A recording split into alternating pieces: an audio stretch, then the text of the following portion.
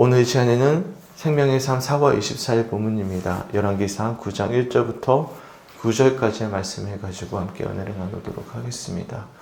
기도해 주신 덕분에 우리 고 손필룡 집사님의 모든 장례의식을 다 은혜롭게 잘 마쳤습니다. 어제 두 분 집사님, 권사님 찾아오셔서 같이 함께 해주시고 발인예배 때는 우리 하장님도 함께 해주셔서 자리를 빛내주셔서 너무나 감사하고요. 처음부터 끝까지 모든 절차를 교회장으로 교회의식으로 은혜롭게 잘 마쳤습니다. 기도해 주신 덕분에 그렇게 아름답게 또한 슬프지만 또한 감사하게 그렇게 잘 예배의 모든 절차가 맞춰진 것 같아요. 사실 저도 화관은 처음 해봤습니다. 그러니까 화장 예식은 해봤지만 직접 가서 화관 예식을 하는 것은 처음이었는데 그래서 제게는 참 의미 있고 은혜로운 시간이었고 당연히 마음이 절절해서 사실 어젯밤 좀 잠을 설치긴 했거든요. 계속 이제 생각이 많이 나더라고요. 왜냐면 전 10년 동안 같이 했던 성도였으니까. 그런데 하나님께서 주신 마음은 새로운 마음 가지고 또 열심히 사역을 해야 되겠다. 그런 각오를 하게 하셨어요. 제가 화장 예식을 하게 되면 이제 고인은 완전히 이 땅 위에서 볼 수 있는 모습의 마지막까지도 다 이별하게 되잖아요. 그러면 제가 화장 예식을 할 때는 온 가족을 이제 직계 가족을 중심으로 다 모이게 합니다. 모이게 하고 그때 이제 화장 예식에 대한 예배를 드리기 시작하는데 제가 꼭 그 화장 예배를 드릴 때 하는 설교가 있어요. 그거 뭐냐면 끝이 아니다. 새로운 시작이다 라는 설교를 하게 돼요. 그러니까 고인은 비록 떠나보냈지만 고인의 사랑과 어떤 생명이 남겨져 있는 이 가족들이 장례는 끝이 아니라 이 가족들이 새롭게 출발하는 첫 출발이다. 새로운 출발이다. 라고 설교를 꼭 합니다. 그래서 그동안 아쉬웠던 것들, 그동안 응어리졌던 것들, 아픔들을 이제는 고인의 흙으로 돌아가는 모습처럼 다 이제는 다 재버리고 이제 고인의 사랑만을 기억하면서 이제는 가족끼리 하나 되어줘야 된다. 더 사랑해야 된다. 특별히 고인이 남겨놓았던 믿음의 유산을 가지고 믿음 안에서 하나 되어줘야 된다라는 설교를 항상 합니다. 그러면 이제 유가족들이 눈물을 흘리면서 이제 말씀을 듣고 나서 제가 한 분에게 다 기회를 드려요. 이제 살아계시는 어머니에게 또한 가족들에게 한 말씀씩 할 수 있도록 서로 고백할 수 있도록 그런 기회를 주거든요. 그러니까 감사하게도 이제 우리 손집사님 가족은 다 한마디씩 다 서로 하시더라고요. 어머니께 효도로 하겠다, 잘 살겠다, 열심히 하겠다. 그런 이제 고백을 하게 되는데요. 제가 그렇게 화장 예식을 하게 되면 꼭 그런 시간을 가지는 경우가 꼭 가지는 이유가 있어요. 우선 시간도 꽤 있고요. 1시간 반 정도 걸리니까. 그리고 제가 너무 많이 봐왔어요. 장례가 끝이라고 생각하는 가정이 너무 많습니다. 그리고 나서 그 다음부터 가족이 완전히 뿔뿔이 흩어지는 거예요. 유산 문제 때문에 그동안 응어리진 게 풀리지 못해가지고 도리어 장례까지는 은혜로운데요. 장례가 마치면 가족이 완전히 끝끝내 뿔뿔이 흩어져가지고 더는 이제 모이지 않고 원수처럼 지내는 그런 가족을 제가 한두 번 본 게 아니고 부끄럽지만 저희 아버지 가족이 그래요. 장례 끝나고 더 이상 형제들이 사형제인데 모이질 않습니다. 아버지 유산 문제, 그동안 엉을리졌던 게 풀리지 않아서. 그러니까 믿음이 얼마나 중요한지를 보게 돼요. 믿음의 가정은 그렇지 않거든요. 믿음의 가정은 도리어 더 하나가 됩니다.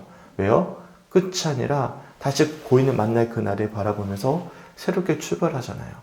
그렇지 않습니까? 완전한 헤어짐이 아니잖아요. 이제 고인을 다시 만날 그날이 있기 때문에 고인의 그 믿음의 유산을 가지고 도리어 더 끈끈해진단 말이죠. 그래서 꼭 제가 화장 예배할 때는 그런 설교를 하게 됩니다. 제가 잠깐 이제 장례에 대한 이야기도 좀 드리고 싶었고요. 오늘 본문과도 연관이 있어서 사실 그런 말씀을 좀 드렸습니다. 성전 건축은 끝이 아니에요. 새로운 시작이고 실제적인 시작입니다. 그런데 안타깝게도 솔로몬의 그 마음이 좀 안타까워요. 1절에 완전히 고스란히 드러나 있습니다. 제가 1절 말씀 한번 읽어드리겠습니다. 솔로몬 여호와의 성전과 왕궁 건축하기를 마치며 자기가 이루기를 원하던 모든 것을 마친 때라는 표현으로 시작이 되어집니다. 이게 어떻게 느껴지시는지 모르겠어요. 단순하게 성전 건축과 완공이 모두 다 끝났구나 라고만 생각할 수 있겠지만 저는 여기에 솔로몬의 마음도 고스란히 담겨져 있다고 생각을 합니다. 성전과 완공까지 건축하는데 꽤 오랜 시간이 걸렸잖아요. 근데 뭐라고 표현하고 있냐면 자기가 이루기를 원하는 모든 것을 마쳤다, 완료형입니다. 이제 끝이라고 생각했던 것 같아요. 자기가 해야 될 역할들을 이제 성전 건축을 하면서 다 마무리했구나 라는 표현으로 저는 묵상이 되어지더라고요. 저는 이게 문제점의 시작이라고 생각이 되어졌습니다. 성전 건축을 하는 이유는 무엇 때문입니까? 성전을 건축하기 위함이 목적이 아니잖아요. 진짜 목적은 무엇이죠? 성전이 건축이 되는 것은 새로운 시작이에요. 온전한 예배, 정말로 우리가 어제 말씀처럼 화려하게 정말로 최선을 다해서 좀 과분할 정도로 화목제물을 드리면서 기뻐했던 그 축제 예배가 이제 본격적으로 시작이 되어져야 되는 거예요. 이어져야 되는 것인데 완료형으로 마친 것처럼 이제 표현이 되어져 있는 것입니다. 우리가 그런 착각을 할 때가 있어요. 내가 열심히 하나님 일을 하다 보면 이제 다 했다. 내가 해야 될 완수를 다 끝냈다. 라고 하고 뭐 하죠? 마음을 놔버립니다. 마음을 놔버리면 그때부터 내 신앙이 변질하기 시작하는데 마음이 두 마음이 생기기 시작하는 거예요. 도리어 그게 끝난 게 아니라 새로운 시작인데 거기서부터 새로운 출발이 되어져야 되는데 이제 다 했다라는 마음이 들 때가 분명히 있거든요. 아마 솔로몬이 아마 그런 마음을 가지지 않았을까 싶어요. 왜냐하면 자기가 이루기를 원하던 모든 것을 마쳤다고 생각하기 때문에. 소망하기는 성전의 완공은 끝이 아니라 새로운 시작이고요. 우리도 마찬가지입니다. 우리가 하나님 앞에서 예배하는 이 모든 행위들은 예배가 끝이 아니죠. 우리가 주일날 예배 드리지 않습니까? 열심을 다해서 마음과 뜻과 정성을 다해 예배 드려요. 전 감사한 것은 저는 우리 교회 예배에 저는 자부심이 있는 게요. 거의 대부분 가끔 정말 피곤하면 주무시는 분이 한두 분 계실까? 거의 없어요. 정말 집중해서 예배에 최선을 다하시거든요. 근데 예배는 끝입니까? 예배는 끝이 아니에요. 주일 예배가 끝이 아닙니다. 근데 우리는 주일 예배 다 드리고 나면 자, 교회 문 딱 나가면 끝이다 하고 나갑니다. 그리고는 일상은 또 예수님 없이 살아가죠. 아니죠. 예배는 시작입니다. 이제 교회 문을 나가면 이제 새로운 삶을 사셔야 되는 거예요. 믿음으로 살아가야 되는 거예요. 그러니까 우리가 항상 예배를 드릴 때나 어떤 주님의 일을 감당할 때는 끝이 아니다라는 생각, 이제부터 시작이라는 생각을 가지고 항상 날마다 마음을 다짐을 하고 새로운 마음으로 살아내야 되는 것이 성도들이 가져야 될 올바른 믿음의 자세라는 사실을 기억할 수 있는 우리 성축교회 성도들이 되시길 주님의 이름으로 간절히 축원합니다. 아멘. 그러니까 성전이 필요한 이유는 성전 자체가 필요한 게 아니죠. 성전을 통해서 뭐가 드려져야 되는 거죠? 예배가 드려져야 되는 것이고요. 예배가 드려져야 되는 이유는 무엇 때문입니까? 삶으로 순종하기 위함입니다. 그러니까 이어져야 되는 거예요. 그러니까 교회에 이 건물이 필요한 이유는 예배를 드리기 위해 필요한 거고, 예배를 드리기 위함은 또한 삶으로 그것을 살아내기 위함입니다. 믿으십니까? 근데 문제는 한국교회가 건물은 아름답게 지었어요. 또 예배는 잘 드리고 있어요. 그런데 뭐가 이어지지 않은 거예요? 자, 여기까지 끝이다. 우리가 한 거 다 했다. 삶으로는 이어지지 않는 거예요. 그래서 1절 말씀이 저는 개별로 묵상하면서 제 마음에 와닿아버렸어요. 딱 꽂혔어요, 이게. 여기서부터 솔로몬의 신앙에 제 변질이 완전하게 시작되기 시작했구나. 완수했다고 생각했구나. 실제로는 새로운 시작인데. 마치 장례 끝나고 나서 이제는 내가 해야 될 역할 다 했다고 생각하고는 이제 가족이 막 서로 뿔뿔이 흩어져 버리는 것처럼 그런 어떤 모습을 보이고 있구나 라는 것을 보게 돼요. 그런데 우리 하나님은 얼마나 세밀하신지 몰라요. 아마 하나님은 그런 솔로몬의 그 숨겨진 의도, 그 마음도 알고 계셨던 것 같습니다. 그래서 단순히 성전 건축이 다 마치고 그렇게 영화롭게 기도를 했던, 그렇게 축제 예배를 드렸던 솔로몬을 칭찬하지 않으십니다. 도리어 당부하셔요. 이어지는 말씀을 보시면 우리가 봤을 때는 와, 솔로몬 너 대단하다. 너 최고다. 너가 해야 될 완수 다 했다라고 할 것 같잖아요. 맞죠? 그런데 그렇지가 않아요. 뒤에 보시면 당부하는 말씀이 계속 이어집니다. 아마 이 1절 말씀에 담겨져 있는 솔로몬의 마음을 하나님이 누구보다도 그 의도를 잘 알고 계시지 않았을까 싶어요.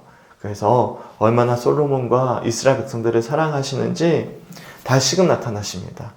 이게 두 번째거든요. 처음에는 지혜를 주실 때 나타나셨고요. 두 번째로는 이제 성전 건축이 다 마무리되고 봉헌식 끝났을 때 다시 한 번 더 나타나는데, 두 번째 나타났을 때는 첫 번째와 좀 사뭇 다릅니다. 첫 번째는요, 여전히 이 솔로몬이 순전한 마음을 가지고 있었거든요. 그래서 굉장히 따뜻하게 내가 너에게 뭘 줄까라고 물어보는 모습으로 나타나셨죠. 기억나시죠? 근데 두 번째 나타나실 때는요, 좀 달라요. 느낌이 굉장히 좀 경고의 마음이 담겨져 있어요.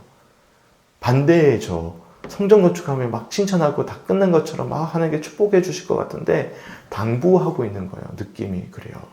보십시오. 3절 말씀을 보시면 먼저 다시 한 번 더 하나님의 신실하신 그 약속하심을 기억나게 하는 말씀으로 시작이 되어집니다. 3절 말씀 읽어볼게요. 여호와께서 그에게 이르시되 내 기도와 내가 내 앞에서 간구한 바를 내가 들었은즉 나는 내가 건축한 이 성전을 거룩하게 구별하여 내 이름을 영원히 그곳에 두며 내 눈길과 내 마음이 항상 거기에 있으리니. 당부해주고 계시는 거죠. 내가 여기 영원히 있겠다라고 분명하게 일러주시죠. 하지만이에요. but 조건이 붙기 시작합니다. 4절 말씀 보십시오. 하지만 내가 만일 내 아버지 다윗이 행한 같이 마음을 온전히 하고 바르게 하여 네 앞에서 행하며 내가 내게 명령한 대로 온갖 일에 순종하여 내 법도와 율례를 지키면, 조건부예요. 그러니까 3절 말씀은 너의 기도에 내가 들어줬다.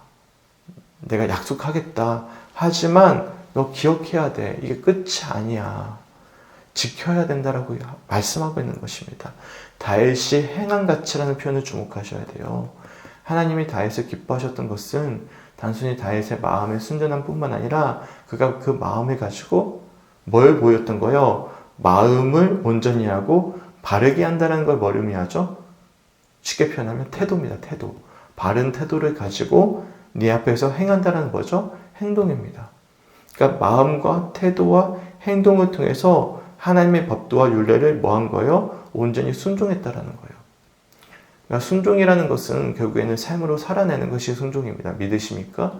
네, 이런 지키면이라는 조건부가 붙는다라는 것은 지금 그만큼 솔로몬이 지금 자기가 이루길 원하는 모든 것을 마쳤다라는 이 마음에 담겨지는 그 의도를 알고 계시는 거예요.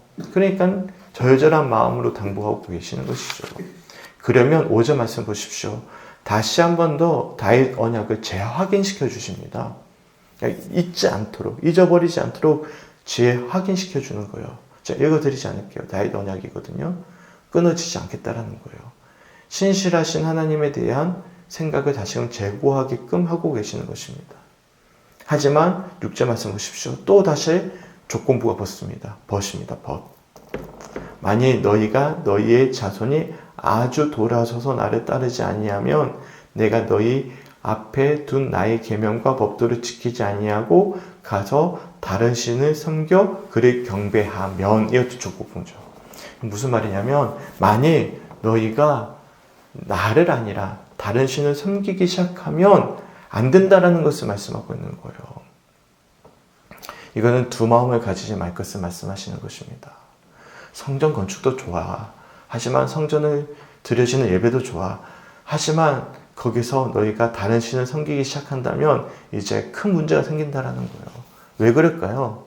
우리가 어제 하나님께서 솔로몬에게 지혜를 주셔가지고 하나님이 어떤 분이신지 그가 참 충분히 많이 알았다고 말씀 우리가 나누지 않았어요? 기억나십니까?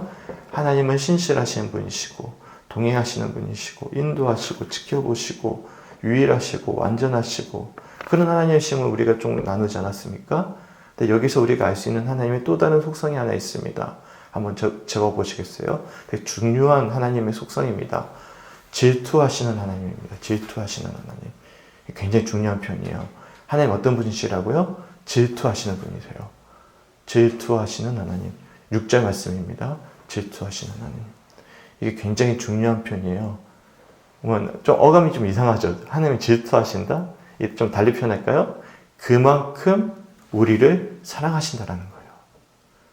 저도 그래요. 우리 아내가 다른 남자 좋아하기만 해요. 아내가 진짜 살 수가 없을 것 같아. 너무 속상해서. 왜요? 그만큼 저는 아내를 사랑하거든요.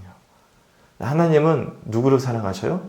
우리를 그만큼 사랑하시는 거예요. 근데 우리가 두 마음이 가져져요. 그럼 하나님은 뭐 하시는 거예요? 질투하시는 거예요. 그러니까 이게 질투하시는 하나님의 표현이 아주 강렬한 우리를 향한 하나님의 사랑에 대한 표현입니다. 제임스 패커의 책에서 제가 배우게 된 아주 중요한 표현 중에 하나였는데요. 질투하시는 하나님이에요. 왜 그럴까? 왜 이런 말씀을 하실까? 조금 두 마음 줄 수도 있잖아요. 어떨 때 내가 덜 사랑할 때면 그래, 그럴 수도 있지 뭐. 하지만 우리 하나님은 그런 분이 아니에요. 우리와 정말 사랑하길 원하시는 분이십니다. 믿으십니까? 그렇기 때문에 이렇게 경고하고 계시는 거예요. 결국에는 6절 말씀의 핵심은 뭐냐면 본질을 잃어버리지 말라는 겁니다. 본질을 잃어버리지 말아라. 본질을 잃어버리면 너희가 그처럼 7년 동안 애를 써서 지은 성전이 의미가 있어요? 없어요? 아무 의미가 없어지는 거예요. 성전 자체는 의미가 없어요. 성전에 어떤 마음을 가지고 어떤 예배를 가지고 어떻게 살아내느냐가 중요한 거지, 성전 건물을 아무리 화려하게 지어봤자 두 마음을 가지고 있고 질투하시는 하나님의 마음을 아프게 한다면 결국에는 변질되어지잖아요. 하나님과 결별하게 되는 거예요. 그러니까 이어지는 7절과 8절 말씀 보십시오.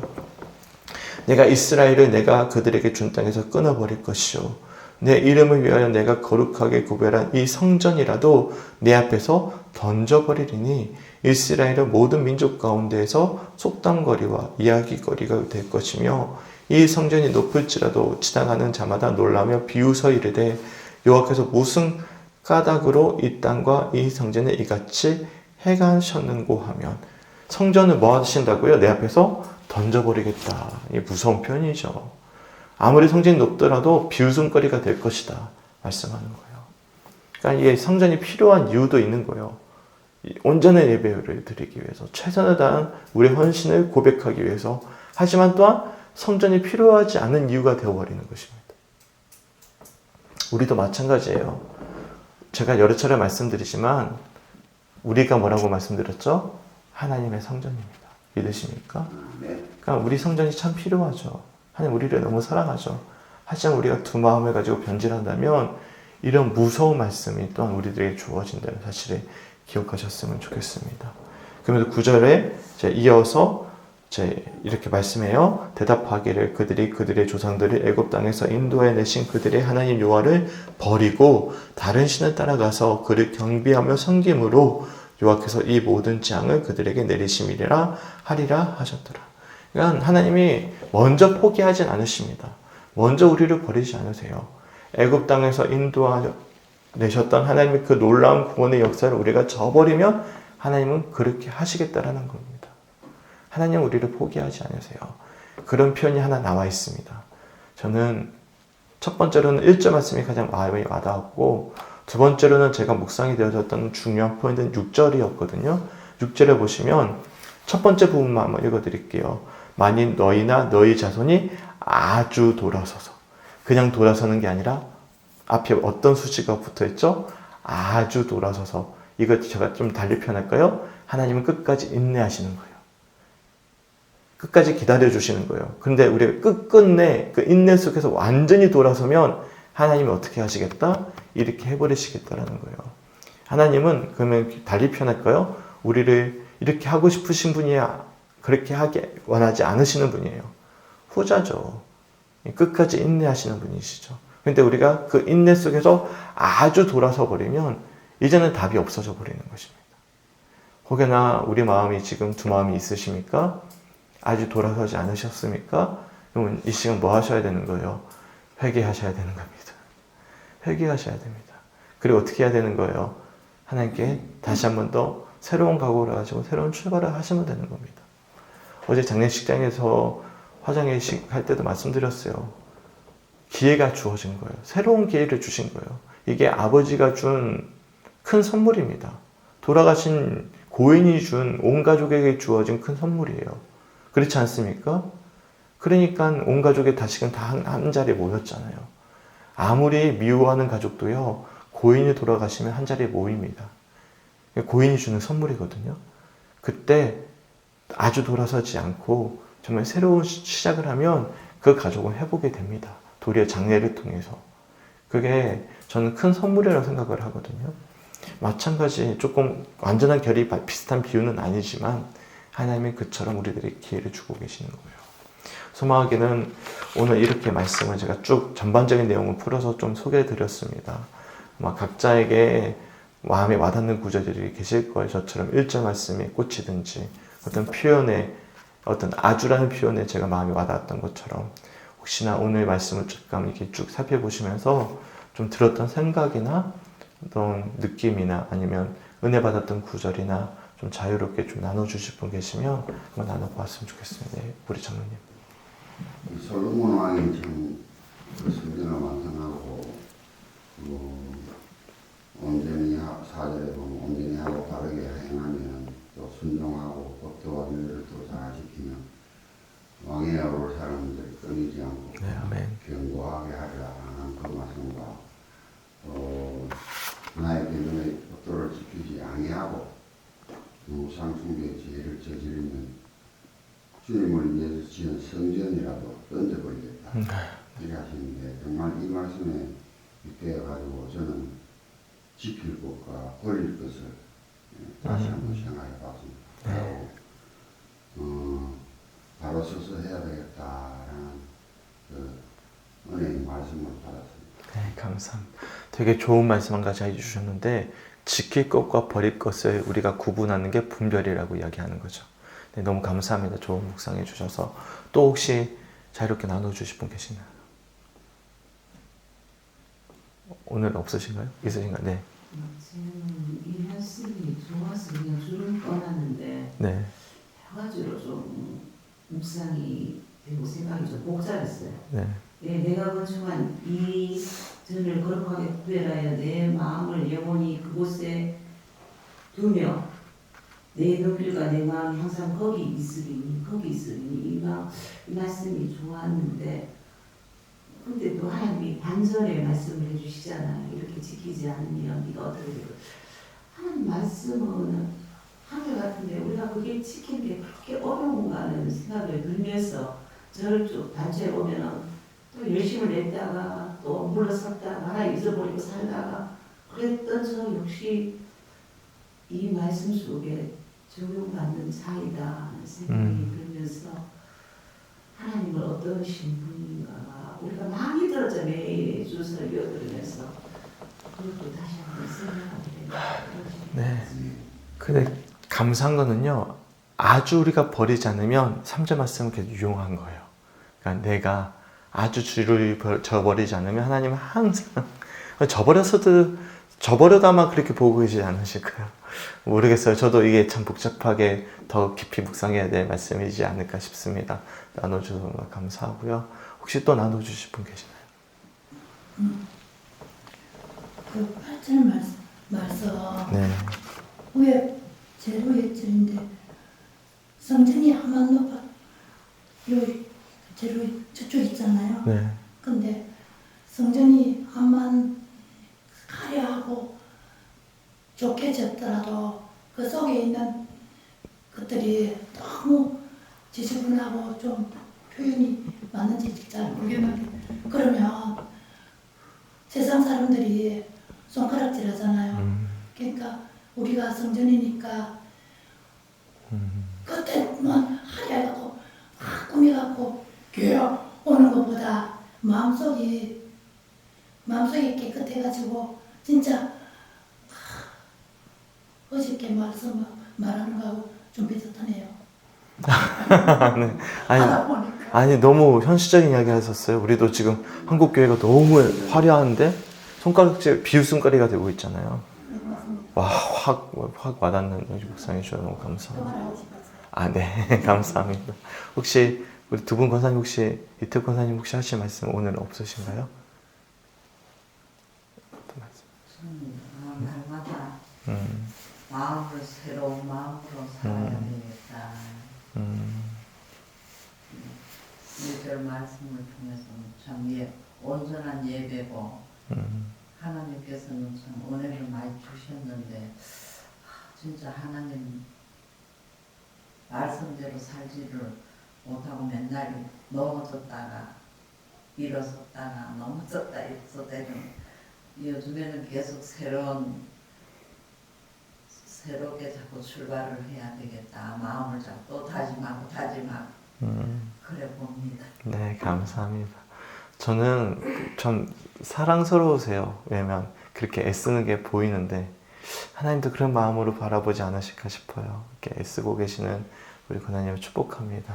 이렇게 귀한 나눔 해주셔서 너무 감사하고요. 혹시 김신 권사님 혹시 나눠주실 분 있으신가요? 저는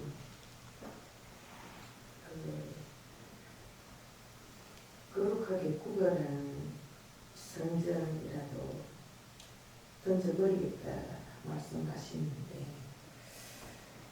앞에 목사님 말씀하신 아주 돌아서서 이 말씀도 질투하시는 하나님, 그 하나님이 먼저 나를 버리지 않는다는데 그 감사합니다. 네, 아멘, 감사합니다. 그래요, 저는 버렸으면 옛날에 저 버렸습니다. 옛날에 버렸어. 제가 얼마나 방황 많이 했는데, 제가 방황했던 이야기 한번 풀어볼까요? 그러면 갑자기 목회자로서의 신뢰감이 확 떨어지실걸요. 여기 계신 분들 상상 이상으로 방황 많이 했는데, 하나님은 우리 포기하지 않으십니다. 믿으십니까? 그러니까 이 말씀이 두려운 말씀이 아니라 그만큼 어떻게 들리셔야 되냐면 절절하게 부탁하고 계시는 거예요. 계속 나랑 같이 하자. 그러니까 제가 이 말씀이 오해하지 마세요. 너 잘못하면 버려버릴 거야. 그런 말씀이 아니라 이 말씀 어떻게 들으셔야 되냐면 절절하게 저에게 이렇게 부탁을 하고 계시는 거예요. 굳이 이렇게 부탁 안 하셔도 되잖아요. 그러니까 너무 잘 말씀하셨어요. 네. 혹시나 제 설교가 약간은 뒤에 부분이 부정적인 어감을 들려서 아유 하나님 두려워 죽겠네요. 그게 아니에요. 너 꼭 내가 붙잡고 싶어. 간곡한 부탁으로 들리실 수 있는 그런 말씀이 되셨으면 좋겠습니다. 오늘도 이렇게 풍성하게 나눠주셔서 너무나 감사합니다. 온라인으로 듣는 성님들도 각자 꼭 한 번씩, 그러니까 제일 좋은 거는요, 제가 새벽 기도의 시간에 제가 먼저 강론하지 않잖아요. 말씀 나누지 않잖아요. 먼저 묵상하게 하시고 그 다음에 말씀을 나누잖아요. 이유가 있습니다. 내가 먼저 묵상하고 들어야만 그 묵상이 풍성해집니다. 아니면 제가 하는 말씀만 따라가게 돼요. 무슨 말인지 이해가시죠? 온라인으로 듣는 분들도 무작정 듣지 마시고 먼저 말씀 묵상하시고 나서 들으세요. 그래야 풍성해지지, 아니면 제 이야기만 따라가게 됩니다. 그 훈련이 안 돼요. 그러니까 말이 나온 김에, 그러니까 우리가 못 나온 분들이 더 많이 계시니까 기억해 주시고 이제 꼭 스스로 묵상해 보실 수 있는 우리 성주교회 성도들이 되었으면 좋겠습니다. 기도하겠습니다. 수요일은 성주 지역을 위한 기도입니다. 세 가지 기도 좀 읽어드릴게요. 첫 번째, 우리 교회를 성주 땅에 세워주셨으니 성주 지역과 이에 속한 영혼들을 위해 중보할 수 있도록. 두 번째, 지역에 만연한 물질주의와 지역주의를 벗어나 하나님 나라를 소망할 수 있도록. 세 번째, 농사의 주권자는 하나님이신 것을 깨닫게 하시고 우리 인생의 주권자도 하나님이심을 깨달을 수 있도록. 우리 성주 지역을 위해서 기도해 주셨으면 좋겠고, 특별히 참외 농사를 위해서 기도해 주셨으면 좋겠어요. 제가 신영희 집사님과 이야기 들었는데 한 동에 보통 이번에 따면 막 40개, 50개씩 따는데 10박스 정도밖에 못 딴대요. 그만큼 지금 참외가 쉽지 않다고 하시더라고요. 그러니까 이제 성주가 참 올 한해 좀 경제가 많이 힘들겠구나 싶어가지고 마음이 참 찹찹한데요. 끝이 아니니까 이제 기후를 좋은 날씨 주셔서 참외 농사가 잘 열릴 수 있도록 함께 중보해 주셨으면 좋겠고, 그리고 제가 이번에 느낀 게 진짜 성주 지역에는 기독교인들이 그렇게 많지 않구나 한 번 더 느꼈거든요. 이 장례를 치르면서. 그래서 우리가 복음 좀 더 열심히 합시다. 이제 우리 힘냅시다. 힘내가지고 성주 지역에서 기도하고 전도 많이 해야 되겠구나라는 각오를 새롭게 다지게 되었습니다. 그래서 함께 우리 성주 지역의 복음화를 위해서도 기도해 주셨으면 좋겠습니다. 마지막으로 성주 지역에 있는 교회들을 위해서, 우리 교회만 부흥해서는 안 되잖아요. 함께 해야 되잖아요. 그래서 온 교회들을 위해서 함께 기도해 줄 수 있는 우리 모두가 되었으면 좋겠습니다. 오늘 주셨던 말씀 붙잡고 제가 기도하겠습니다. 주님 너무나 감사합니다. 주님의 은혜 가운데 함께 하시고 붙잡아 주셔서 하나님, 솔로몬이 모든 것이 완성되어졌다라고 마음을 놓는 그 순간 우리 하나님이 절절한 마음으로 솔로몬을 향해서 비로소 시작이라고, 비로소 하나님과의 사랑의 시작이라고 아버지 간곡하게 부탁하는 말씀이 또한 우리들에게 들려지는 말씀으로 고백되어집니다. 주님, 오늘 주셨던 말씀을 붙잡고 묵상하고 오늘 하루 삶으로 나아가서 그 말씀대로 살아낼 수 있는 우리 모두가 될 수 있도록 주님 인도하여 주셔서 아름다운 우리의 성전이 사람들에게 비웃음거리가 되는 것이 아니라 하나님의 영광을 올려드리고 그리스도의 향기를 전하는 귀한 하나님 축복의 통로가 될 수 있도록 오늘 하루의 삶 가운데 동행하시고 역사하여 주시옵소서. 또한 성주 지역을 위해서 중보하게 하시고 또한 참여 농사를 위해서 성주에 있는 모든 교회들의 놀라운 부흥을 위해서 또한 한 영혼을 구원하고자 갈망하는 마음으로 전도하기를 힘쓰기를 다시금 결단하는 우리 모두가 될 수 있도록 또한 우리가 서로를 위해 중보할 수 있는 오늘 하루가 될 수 있도록 주님 인도하여 주시옵소서. 감사드리며 우리를 사랑하시는 예수님의 이름으로 간절히 기도드렸습니다. 아멘.